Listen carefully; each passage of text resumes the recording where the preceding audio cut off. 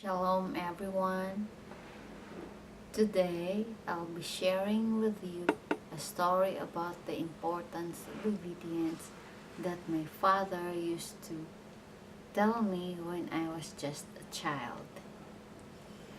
Okay, but before that, let me cite some verses that will help us the importance of obedience of Abba Yahweh's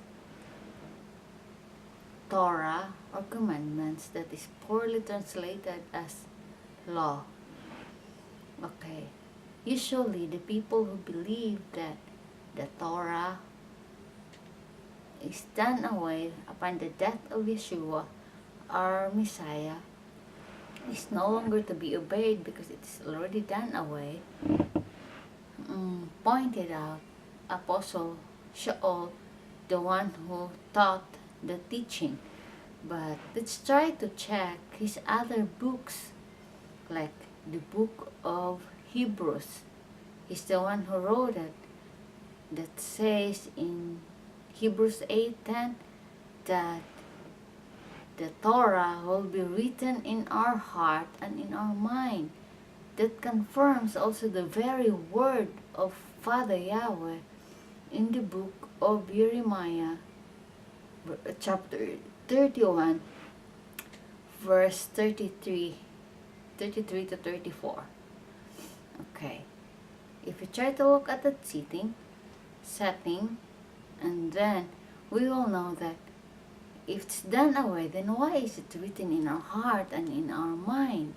I guess it is to be loved and to be remembered all the time. And if you try to look, Apostle Shaul's or Paul written in Romans 3:31, he says that does we nullify the law then? Of course not. We establish the law instead. And with that, Apostle Peter or Kippa must be right in his word in 2 Peter 3 verse 16 that he says, be careful with the writing of Apostle Shaul because some of it are so hard to understand that the unlearned one twist it to their own destruction. And he even warned us about being lawlessness. Okay, so I'll not go further anymore with other verses. You decide for yourself whether it's true that the Torah, the commandments are done away and not to be followed. I'll go to the story that my papa used to tell me when I was young. Okay, he used to tell me this story like this. When Yeshua is still here on earth, he have two kinds of follower. The other one is the obedient follower, and the other one is the disobedient one. Once they were walking, he commanded them to take a stone that is enough for the strength. The disobedient one take a small stone instead. And when the lunchtime came and they were all hungry, Yeshua performed a miracle. He turned the stone into bread. What do you think happened to this disobedient guy who just carried a very small stone? And then, when they passed by to a woody place, Yeshua made a command again, saying, take a wood that is enough for your strength.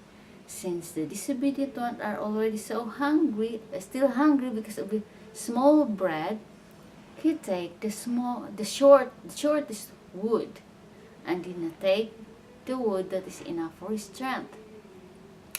And then finally, he reached their destination.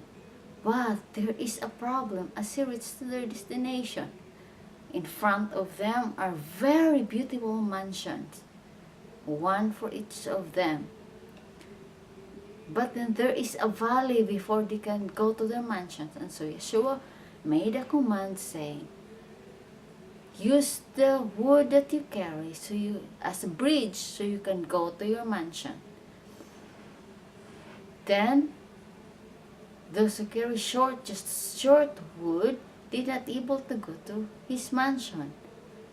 The problem, he can't use this wood of the obedient one too, because Yeshua gave a last command saying, bring the wood that you carry to your mansion, because there are food waiting for you there to be cooked. Use the wood that you carry so you have food when you reach there. So what do you think happened to those who did not obey him? Carrying a burden, a responsibility might be not that easy. But if we try, but Yeshua remind us that his burden is light, but those who will not carry his burden or his cross, like most of the translations say, his burden and load and responsibility is not worthy of him. And my last verses for today are if you try to look at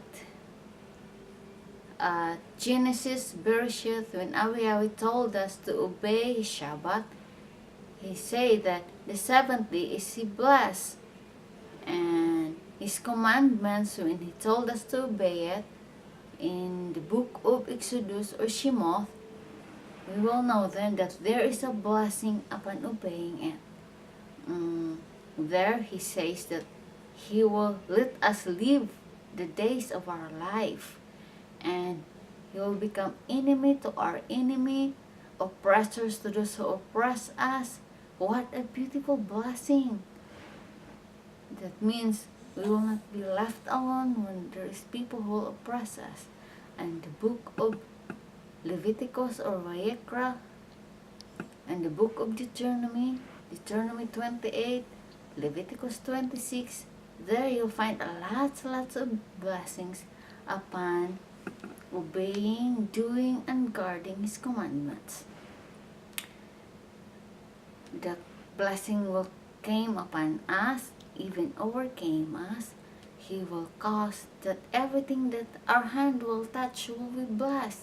Our coming in and going out will be blessed.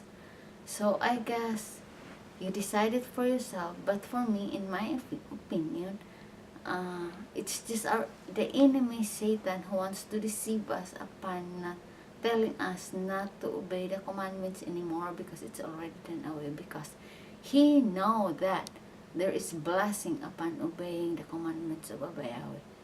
So it's up for you to decide for yourself the importance of obedience. But as for me and my house, we will choose to obey the Torah, the commandments of Yahweh.